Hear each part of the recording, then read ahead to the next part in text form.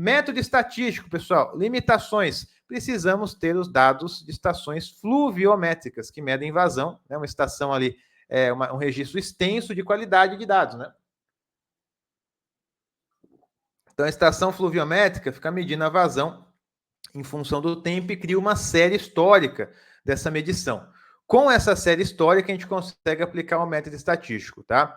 Por que ele não é tão aplicado assim em quantidade, né, de vezes do que os outros métodos? Porque a gente não tem tantas estações fluviométricas aí com séries extensas, né, numa quantidade assim, tem bastante, né, mas às vezes não tem na sua região, às vezes tem, está faltando muito dado, não tem uma série extensa, então acaba ficando um pouco mais restrito a essa condição inicial, tá? Mas, tendo, né, esses dados, né, no meu ponto de vista, se torna o melhor método.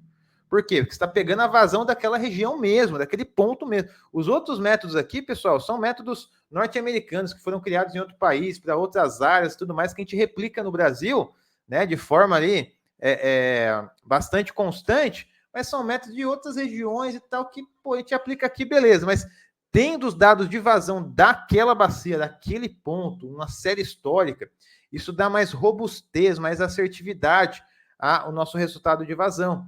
Tá? Então, o método estatístico, né, ele é sempre o preferível trabalhar com método estatístico, né? Mas às vezes a gente esbarra na questão de não ter os dados iniciais para utilizar ele. A gente utiliza o método aqui SCS, por exemplo. Tá? Bom, vamos pegar aqui o passo a passo, então. Primeiro ponto, né? Selecionar as estações fluviométricas. Então, o meu ponto aqui do projeto tem estação fluviométrica perto? Não tem, né? Então, vamos selecionar essas estações. Depois que a gente selecionou a estação, fez o download aqui na Hidroweb da ANA, né? O site da ANA que você consegue fazer o download desses dados.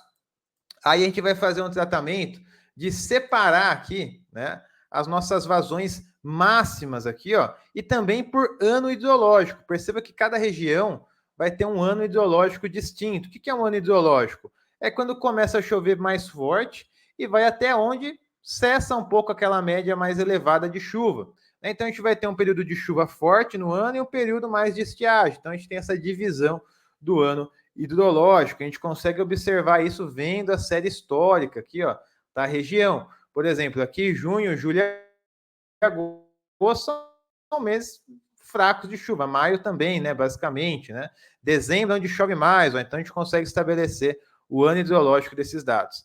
Aí a gente vai calcular, então, a média dessas vazões máximas. Depois a gente vai calcular o desvio padrão dessas vazões máximas e, por fim, aplicar a equação de distribuição estatística. Putz, mas essa equação é muito confusa, cheia de letra, de número, muito complicado, não dá para entender nada.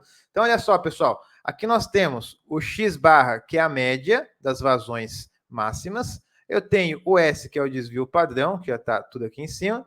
Aí eu tenho valores aqui constantes, ln, de TR, que é o nosso tempo de retorno, né? 100 anos, 10 anos, 25 anos, né? Então, assim a gente consegue determinar também a vazão de projeto, tá? Então, é um método também um pouco mais avançado, essa aqui é a equação de Gumbel, né? Mas também um caminho para você determinar essa vazão de projeto. E como eu disse, né, tendo os dados fluviométricos, é o primeiro caminho que a gente vai seguir, tá? Porque a gente tem dados, consegue montar uma estatística em cima, tá?